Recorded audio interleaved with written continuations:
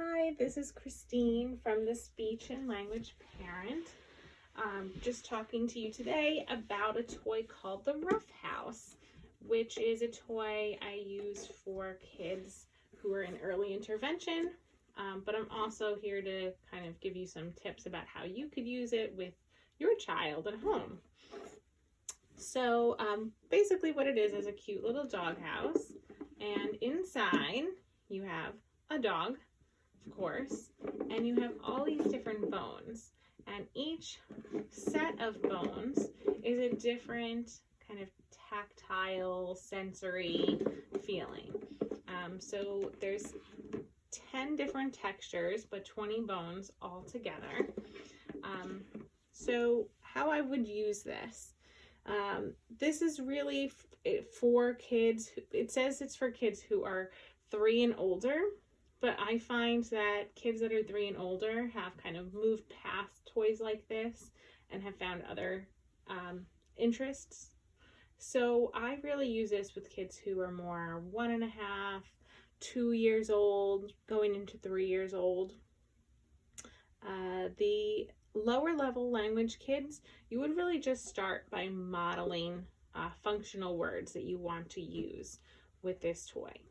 So you might just focus on saying the word out and just modeling out, out. Ooh, got 2 that time. Out. And that might be all you do for a little bit before you start to expect them to do it. But after several models of out, you can then withhold it so it's out of their arm's reach. And you might try to prompt them to say out by holding it away and just repeating the model, out, or even just the vowel sound, ow, just trying to get some sort of vocalization. And if it's a kid who hasn't said any words and they say, I'll still give it to them. I'll be like, great job, out, because we could always shape and model. But we want to reinforce that language is power. So when they use their voice, special things happen and they can get really fun, exciting things that they want. So I'm really just focusing for those lower level language kids that really aren't speaking just yet, or we really want to get them speaking, for function words, in and out. So you can take them all out and then put them all back in.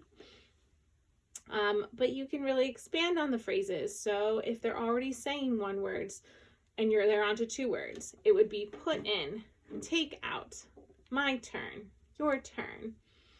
There is also a lot of other things you can do with this besides, the physical aspect of speaking. So there's language things such as colors, talking about the textures, the same versus different. Also positional things. So putting the dog next to the house, in front of the house, inside the house. All of those things are really great to work on. And you could even do piles. So sometimes I'll have the kids point, make it really obvious at first, which one has more. This is the pile with more, this one has less. Or you can say, for directions, there's lots you could do with directions. You could say, give me the soft bones, or give me the orange bone, or for really higher level kids, exclusions. So do not give me the red bone. And I wouldn't use this whole pile to start. That would be pretty advanced. So I might start with just 2 or 3. Give me the purple bone, or put purple bone in, or give doggy the purple bone. So there's a few different things you can do with this toy. But like I said, always withhold in the beginning, because if you are giving them the toy, the kids are engaging with the toy and they might not really be focusing on what you're saying. When you withhold the toy and it's out of their arm's reach, you have all of the control. So you own the toy. They have to communicate and engage with you to get the language. And that's what we want. The toy is really just a vehicle to help us with the language and speaking aspects. Other features of this toy that I like, it's fairly easy to clean. And I say fairly just because some of these softer pieces, I would say, would not be as easy to clean. So if you have like a kiddo who's not feeling well, especially if you're a therapist that travels, I would just stick with these bones, so you can easily wash them with some vinegar or with some sort of like a wet wipe at home, and so you don't have to worry about these softer toys, you know, kind of capturing some of those germs. I always worry about germs. So that's a great feature. I also love that you can't see in to this house.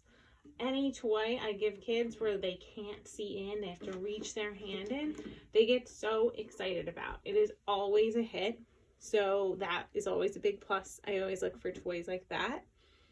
And also the sensory aspect. So kids that are sensory will really enjoy this toy. You know, rubbing the really bumpy texture on their hand or their arm, that has been a really big hit with kids. But even if they're not sensory, like I said, there's a lot of things you can do with this type of toy. And I think I also mentioned the sharing aspect, you know, taking turns, my turn, your turn, you know, maybe from each pile, you're putting it in, my turn to put in, your turn to put in. So things like that. I really enjoy this toy. Hopefully you got a good idea of how it could work for you in your practice or with your own children. But I highly recommend it, especially because it's not super expensive. It's easy to get on Amazon. So I'm a big fan, and hopefully this helps you out.